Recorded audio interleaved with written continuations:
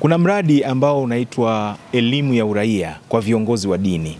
Sasa BAKWATA ni chombo ambacho kimechaguliwa kati ya vyombo vingine ambavyo vimeunda kitu kinaitwa Interfaith, ambapo hizi organs tofauti za mashirika ya dini zimeungana, ambapo kuna baraza la maaskofu, baraza la Kikristo na baraza kuu la Waislamu Tanzania. Viongozi wa dini ni watu ambao wana watu. Kwa hiyo wao wanapewa elimu hii ya uraia na wanapewa ABC zote za kuweza kushiriki kwenye michakato. Kwa hiyo wao watakwenda kuwaambia waumini wenzao, wale wanaowaongoza, kuhusu mambo mazuri ambayo yanatakiwa kuwepo au yanayopatikana kwa kushiriki kwao. Na vile vile watu wengine zaidi hao ambao wanaingia katika nyumba zao za ibada, nao vile vile watapata hii elimu kwa kupitia, kwa sababu tunaona kuwa kuna walimu wa madrasa, kuna walimu wa kwaya, kuna viongozi wa dini wa Kikristo na viongozi wa dini wa Kiislamu wote. Wasiwasi wetu ni kwamba elimu za namna hizi zimekuwa adimu, zinakuja kwa kuchelewa. Lakini ni elimu ambayo kwa kweli ikiwepo na ikiwa endelevu inaweza ikawasaidia watu wengi kuzijua haki zao.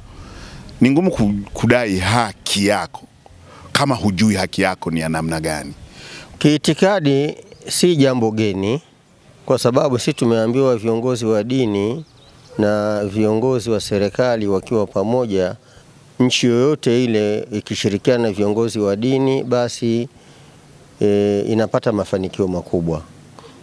Kwa hiyo ni jambo zuri, kwa sababu viongozi hawa wa dini ni wanaongoza kundi kubwa la watu, na wanaowaongoza pia ni wale viongozi wa serikali.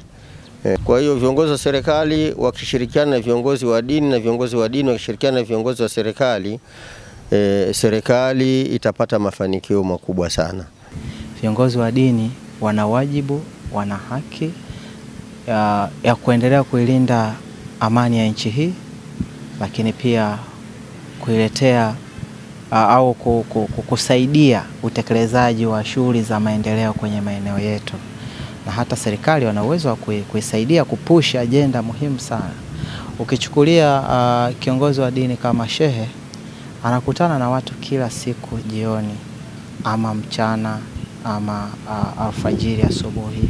Kwa hiyo kwenye eneo la amani ana wajibu mkubwa sana wa kuhakikisha taifa hili linabaki salama.